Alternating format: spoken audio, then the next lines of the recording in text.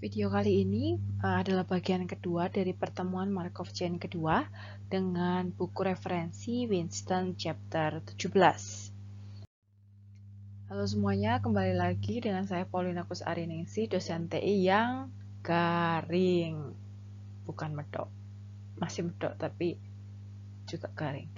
Oke, kita akan membahas steady state probability. Di video yang tadi kita sudah membahas tentang dan mengingat kembali lebih tepatnya tentang apa sih steady state probability. Steady state probability itu gimana, terus kita pakai steady state probability untuk pengambilan keputusan ya. Karena apa? Karena ya dia namanya juga steady dan kita pengen hidup kita tenang gitu ya, jadi kita ngambil probabilitas yang tenang. Itu analogi yang paling gampang ya.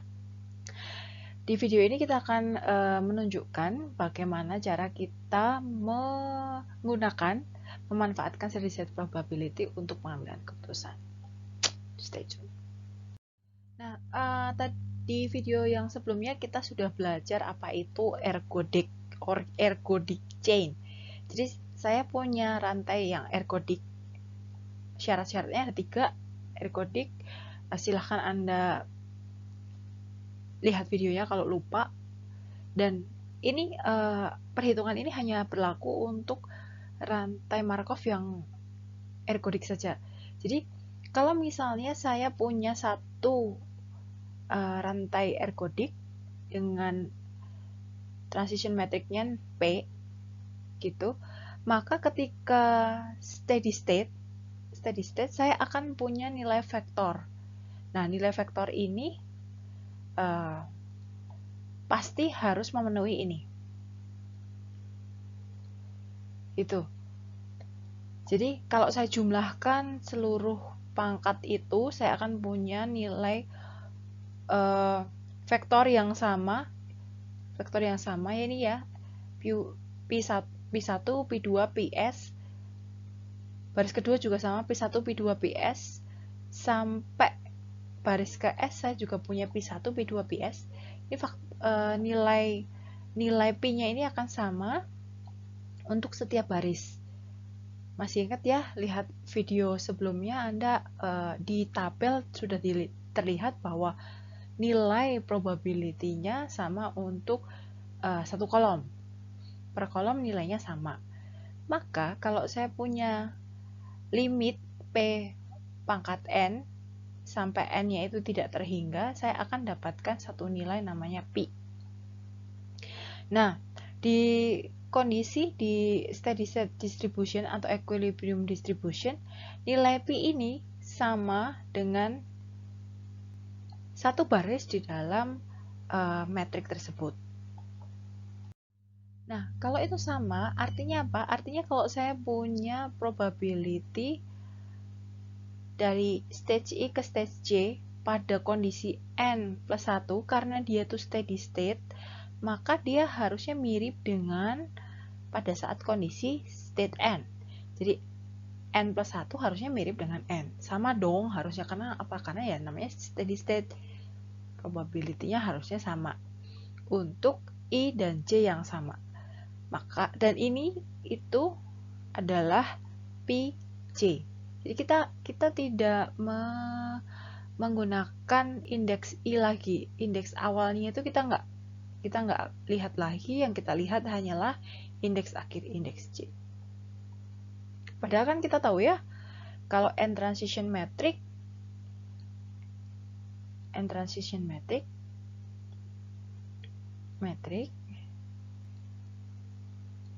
kan nilai ini itu kan kita dapatkan dari perkalian dari awalnya dikalikan kondisi K yang terjadi dan kondisi K sampai J. Perkalian dua peluang dari I awal sampai ke K dan dikalikan dengan K sampai ke J untuk semua K 1 sampai S. Nah, ini tuh apa? PIK ini adalah ya sebelum dia nyampe ke J gitu. K itu adalah sebelum dia nyampe ke J. Di N transition matrix kita punya ini. Nah, kalau N-nya tuh gede banget ya.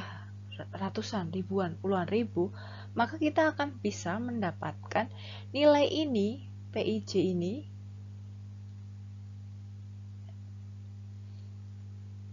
steady state, berarti dia sama dengan ini. Ini, itu,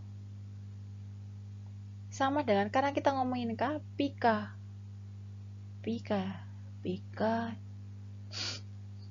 mulai garing, bukan Pikachu.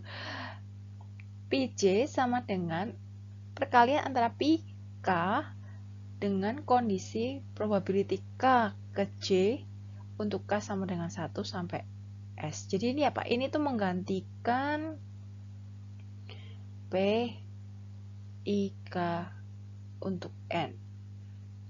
Karena apa ya? Steady. Jadi dia digantikan karena dia udah steady. Lah, di slide sebelumnya kita setuju bahwa kalau ini berupa metrik, ini juga metrik, berarti metriknya ini kan sama, harusnya sama gitu loh. Maka ini, metrik ini sama dengan metrik ini dikalikan P. P ini kan metrik juga, metrik P gitu. Dan Anda harus ingat bahwa jumlah ini kita ngomongin jumlah baris, jumlah peluang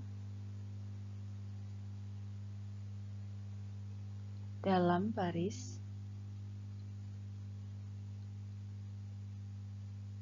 itu sama dengan 1. Berarti di sini nanti juga sama ya. Di sini juga sama. Nah, kalau gitu, kalau ini tuh metrik, kalau P-nya ini metrik, P sama dengan P1, P2, P yang lain sampai PS gitu ya, saya punya S kejadian. Maka karena ini satu baris gitu ya, ini satu baris, maka kita akan punya jumlah P juga dalam baris itu sama dengan 1. Oke, saya harap di sini cukup jelas. Jadi kalau di slide sebelumnya kita jelas ya mendapatkan bahwa P sama dengan P kali matrik transisi P ketika steady state terjadi. Jangan lupa ini muncul ketika steady state saja. Steady state untuk ergodik.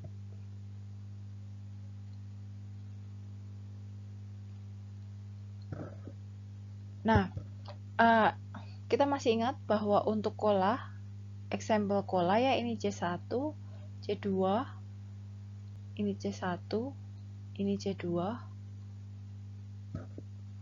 Itu metriknya seperti ini. Maka kalau saya mau cari P, karena ini hanya ada 2 ya, P1 itu untuk cola 1, P2 itu untuk cola 2.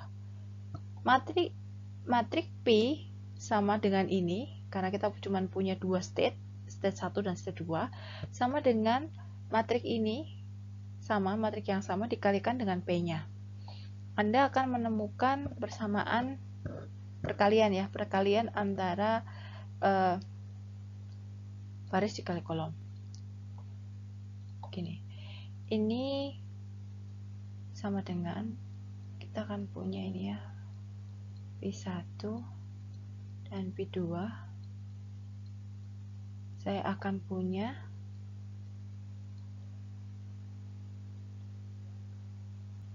0,9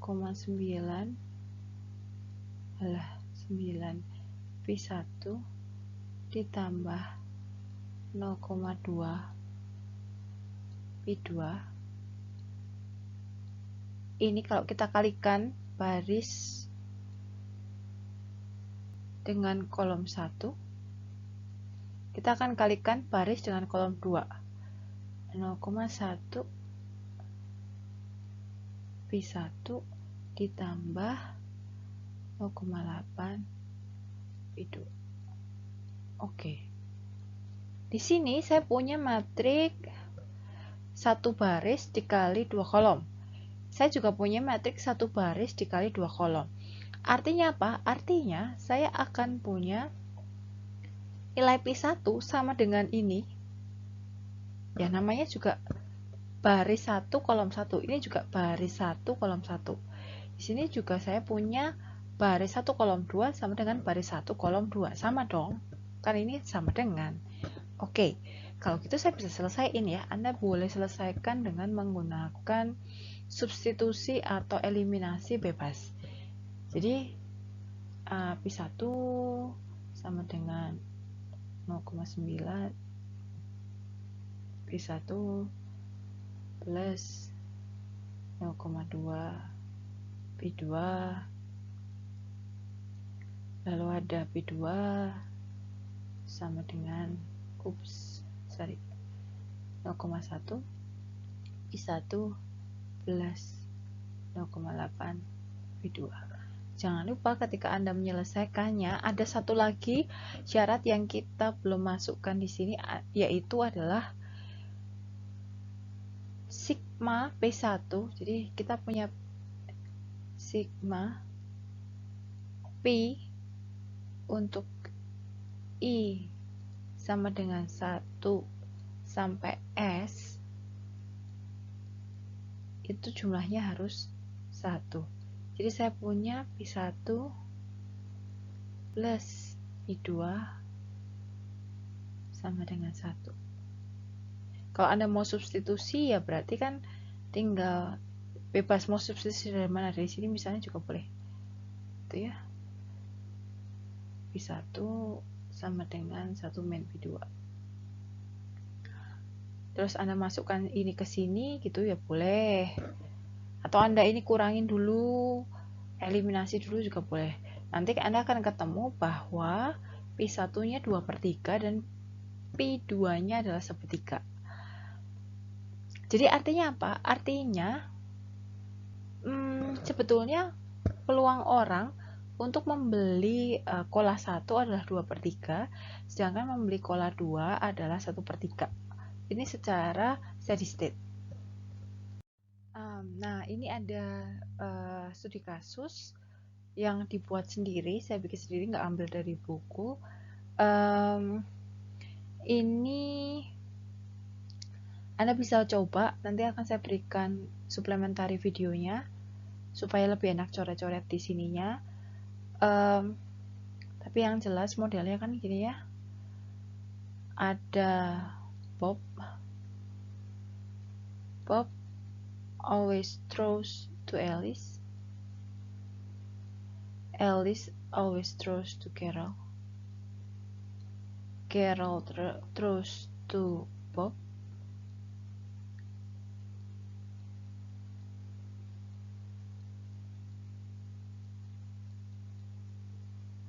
dan Alice throws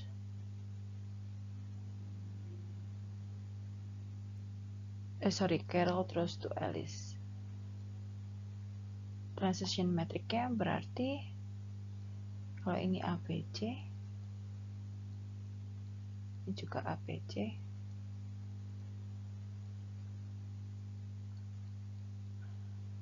Alice ke Alice tidak mungkin, Bob ke Bob tidak mungkin, karena seseorang tidak mungkin melempar ke dirinya sendiri kecuali dia memang iseng.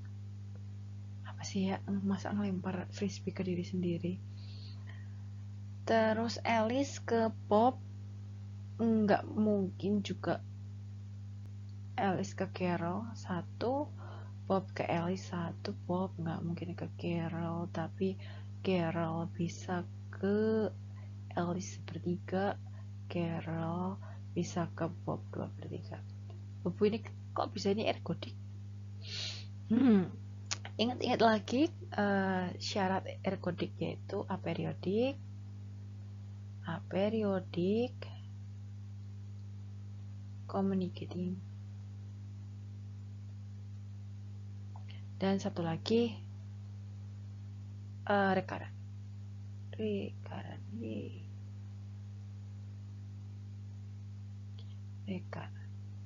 Oke, sip. Oke. Lalu Anda bisa, kalau ini anggaplah ini ergodik gitu ya, anggaplah dia ergodik, maka Anda bisa build P sama dengan P kali P-nya, ya tinggal, ini kan berarti P-nya ya, berarti P, saya akan punya 3P gitu ya, PA untuk Alice, PB, dan PJ sama dengan, saya hapus ini karena malas nulisnya.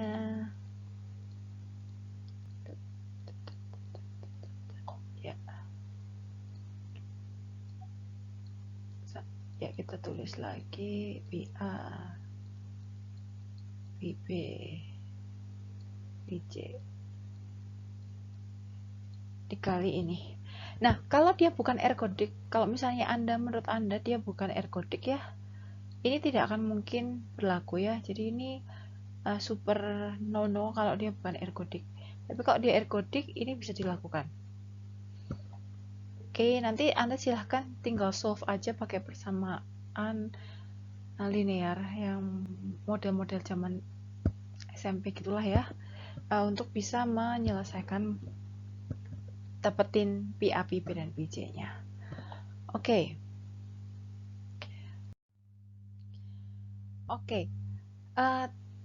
Sekarang kita lanjut ke transient analisis. Transient itu apa? Transient behavior itu adalah perilaku dari Markov chain bukan tepat ya, selalu sebelum steady state. Jadi kalau dia bukan steady state, dia masih disebut dengan transient behavior atau short run behavior. Karena apa? Karena dia tidak tetap selama-lamanya. Jadi dianggapannya itu dia hanya berlaku per n, tergantung n-nya, n-nya berapa. Tapi kalau kita ngomongin steady state, sekali dia steady state itu akan berlaku ke n lebih besar daripada itu, sampai n-nya besar sekali. Anda bisa ingat kembali perilakunya sama seperti yang telah kita bahas pada video 1.3. Nah, singkatnya begini. Kalau saya punya n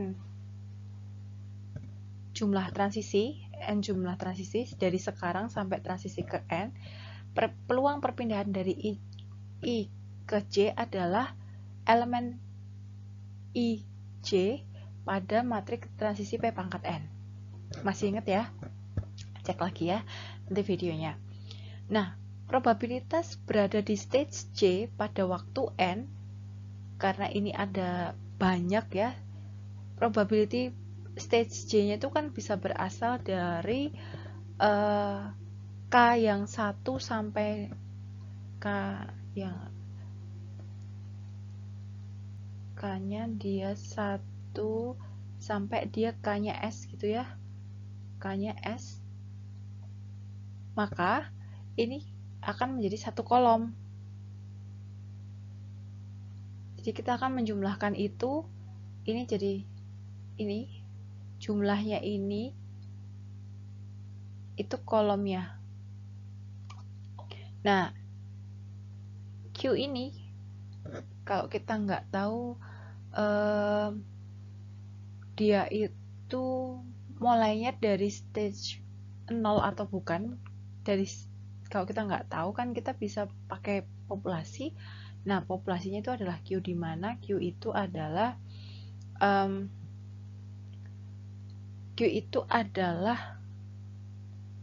matrik yang menggambarkan peluang terjadinya stage 1 sampai S gitu. Stage 1 sampai S di dalam sebuah Markov system. Berbeda dengan transisi ya, kalau transisi itu kan menggambarkan perpindahan. Kalau Q ini menggambarkan peluang terjadinya sebuah state gitu. Oke. Lalu kita loncat sedikit ke nilai ini. Masih ingat ya, nilai ini adalah kalau saya berada dalam steady state, dan saya pengen tahu kalau saya steady state, saya berada di stage J itu berapa, berarti saya akan cari PJ sama dengan PK dikalikan KJ untuk seluruh K1 sampai S. Lalu kalau misalnya saya kurangin gitu ya. Kalau ini saya mundurin satu aja, saya mundurin satu, maka saya akan dapat PJ sama dengan ini. Tapi kalau ini steady state berarti ininya tetap sama gitu, asal K tidak sama dengan J. Maka di dalam steady state akan berlaku probabilitas bahwa sebuah state meninggalkan state J itu sama dengan probabilitas sebuah transisi masuk ke dalam stage J gitu. Ini masuk, ini leave. Satu main P itu kan keluar ya, pas keluarnya itu satu main P ya gitu, masuknya sama dengan keluarnya. Deng deng, jangan kaget dulu ya. Persamaannya panjang. Pada intinya ini hanya menegaskan kondisi yang sebelumnya. Jadi bahwa kalau dia pergi, leaves, sama dengan probability dia enters. Probability dia leaves itu dinyatakan dengan PJ 1 min P, dan probability enters dinyatakan dengan ini yang sudah saya jelaskan di slide sebelumnya. Mungkin kalau di sini Anda masih bingung, Anda bisa berlatih. Andalannya sih gitu ya Bu ya. Tapi kalau serius, kalau ada pertanyaan silahkan aja ya. Nanti saya akan coba jelaskan lebih jauh lagi. Gitu. Atau saya ulang sebentar ya. Jadi probability sebuah transaksi itu meninggalkan satu state itu sama dengan probability dia dimulai dari stage J dikalikan current transition enter J. Dia pergi dari stage J itu ya berarti dia harus berada dulu di J, lalu dia dikalikan dengan probability that the current transition keluar dari J. Dia begins dan enter, masuk ya. Dia harus berada dulu di situ dan masuk ke situ. Kalau dia masuk ke situ berarti kan dia akan bisa berada di situ gitu. Jadi ya ini sama dengan ini. Tapi kalau dia keluar itu current period begins dari K, di mana K itu tidak sama dengan J. Kalau K sama dengan J kan berarti dia udah nyampe di J. Jadi bukan. Jadi probabilitas dia nggak berada di J dikalikan current transaction enters J. Gitu. Ya itu ini. Jadi pada intinya kita akan bisa menggunakan metrik ini di dalam kondisi equilibrium, dan kondisi ini akan kita pakai ya selanjutnya. Oke, kita ingat kembali kasus favorit kita, yaitu kasus persaingan cola antara cola merah dan cola biru. Nah, kita udah hitung bahwa untuk cola merah probability di steady state-nya 2/3, dan untuk cola biru, cola 2 ya, maksudnya probability-nya adalah 1/3. Nah, sekarang kita tinjau kasusnya berkembang, ternyata berkembang. Jadi, 1 tahun itu ada 52 minggu, dan satu customer, one purchase cola during any week, 52 weeks per year. Satu customer itu beli satu cola per minggu. Terus total customernya ada 100 juta. Gitu. Lalu untuk setiap cola di sini tidak ada persisnya cola 1 atau cola 2. Berarti semua cola ya, anggap aja semua cola dia punya cost-nya 1, dia price-nya 2. Jadi revenue-nya dia untuk total market, revenue total market-nya adalah 2 dikurangi 1 dikali 52, karena setiap orang beli satu cola tiap minggu, dikalikan jumlah totalnya 100 juta. Ini untuk seluruh market. Oke, lalu ada sebuah advertising firm for $500 million per year. An advertising firm guarantee the decrease from 10 to 5% the fraction of Cola One customer who switch to Cola to after purchase. Jadi si advertising firm ini kayak menawarkan bahwa dia bisa bikin iklan yang bombastis gitu yang meningkatkan loyalitas pelanggan. Jadi kalau pelanggannya loyal, dia nggak akan berubah, berpindah ke lain hati, nyoba ke lain produk, sehingga si market share-nya sebuah produk itu tidak akan berkurang, malah dia bertambah ya. Nah, masalahnya adalah dia tuh mematok harga yang saya nggak tahu ini gede atau enggak, tapi dia mematok harga 500 juta per tahun. Tentu saja ini harus kita cek apakah kita worth atau enggak, cocok atau enggak harganya, masih bikin kita untung enggak. Jangan-jangan kalau saya bisa meningkatkan loyalitas sebesar dan sebanyak 5%, jangan-jangan saya tetap bayarnya kemahalan. Jadi si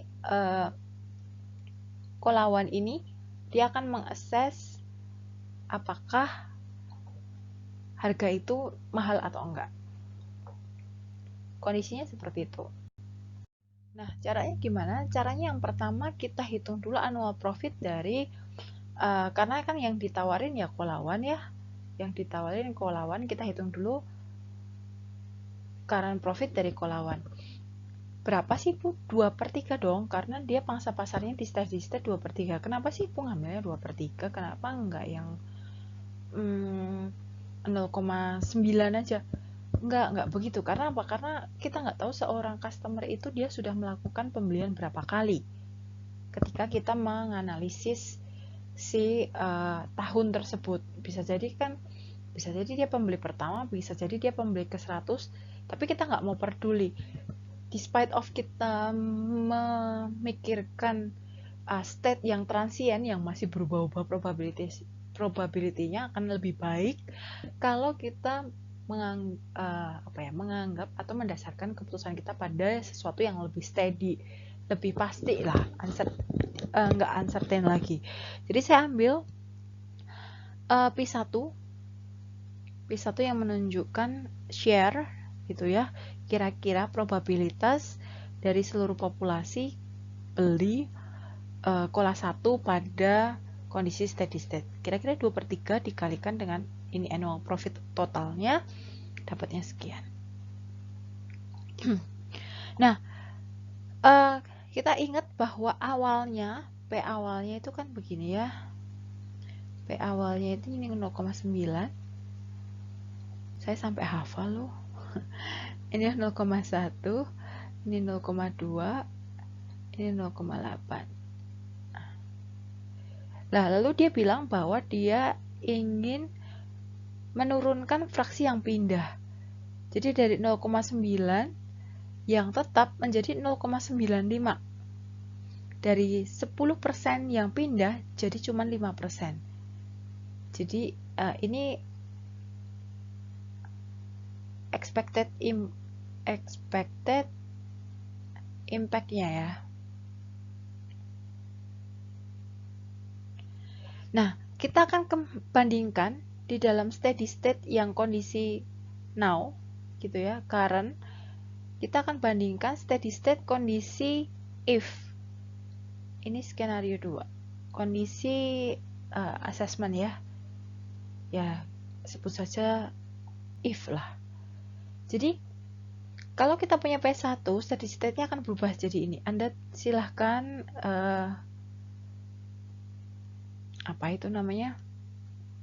selesaikan coret-coret, kotret-kotret penyelesaiannya. Anda akan ketemu bahwa P1-nya itu berubah dari 2/3 jadi 0,8. Maka profitnya akan berubah jadi ini kondisi pembelian Cola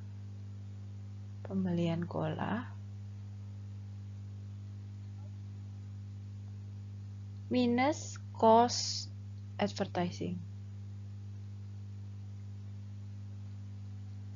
Loh, 3660 juta.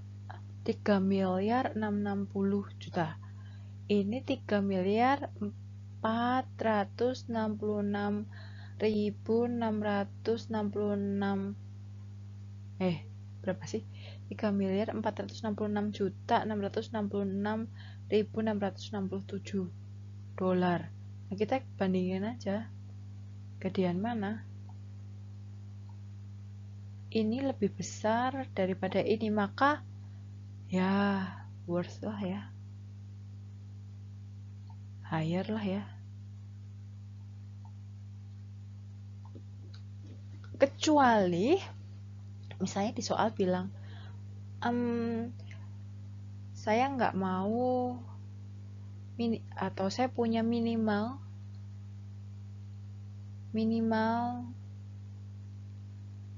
selisih 500 juta gitu misalnya. Kalau minimal selisih 500 juta ya dia jadi nggak worth. Nanti Anda baca soalnya baik-baik supaya Anda bisa mengambil kesimpulan dengan tepat. Tapi dengan soal ini saya harapkan Anda mengerti bahwa pengambilan keputusan yang didasarkan dalam steady state menghasilkan sesuatu yang lebih stabil. Dan di sini ditunjukkan kalau misalnya dengan mudahnya kita akan pakai, karena kondisinya steady, dengan mudahnya kita akan membandingkan antara sebuah kondisi steady state yang kita sebut current dengan kondisi steady state yang kita sebut if tadi. Dan di sini kita akan bisa pakai untuk pengambilan keputusan. Pada intinya ya seperti itu. Oke, sebagai akhir dari slide kedua, bagian kedua ini, maka kita coba latihan exercise 17.5 nomor 4 ya. Yang ini agak tricky dan worth untuk kita kerjakan bersama-sama. Saya berikan dulu pengantarnya supaya Anda bisa kotret-kotret, terus nanti kan Anda bisa cocokkan jawaban Anda dengan kunci jawaban yang nanti atau pekerjaan saya yang nanti kita bisa pakai untuk bahan diskusi. Jadi begini, awal tahun, beginning of each year, awal tahun, saya punya car is in the good, fair, or broken down condition. Lalu, a good car will be good at the beginning of the year with probability 0.85, fair with probability 0.10, and broken down with probability 0.5. A fair car will be fair at the beginning of next year with probability 0.7 or broken down with probability 0.3. Gitu ya. Oke, jadi Anda tahu di sini state-nya adalah car condition beginning of the year. Jadi kita hanya akan melihat kondisi mobil di awal tahun. Serahlah mau di tengah tahun, mau di akhir tahun dia kondisinya gimana, yang penting saya cuma lihat kondisi di awal tahun. Lalu kalau saya mau beli mobil baru yang bagus, harganya 6.000.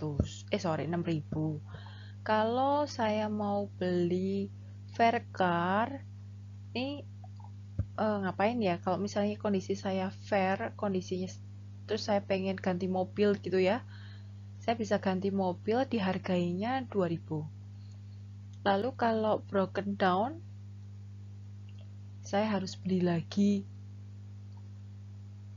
6.000. Jadi kalau misalnya saya beli baru, saya bayar nggak kelihatan. Beli baru itu bayar 6.000. Kalau saya ganti baru itu saya cuma bayar 4.000. Ya dong, kan kalau saya beli baru harganya 6.000, terus saya tuker harganya 2.000, berarti kan kalau saya ganti saya bayarnya 4.000. Lalu kalau saya rusak nggak ada harganya gitu ya, maka saya akan mesti beli baru, ngeluarin duit 6.000 juga. Nah,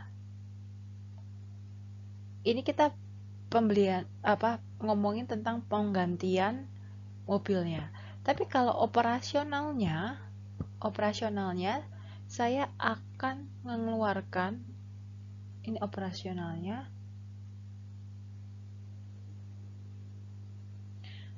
ini penggantian gitu ya.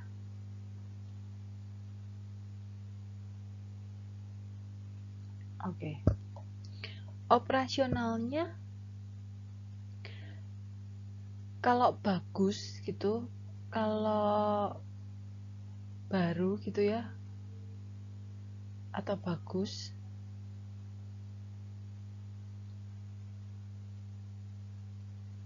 saya cuma ngeluarin duit 1.000. Kalau fair, saya ngeluarin duit 1.500. Wajar lah ya, 1.500. Nah, pertanyaannya adalah, kalau di awal tahun saya nemuin bahwa mobil saya fair,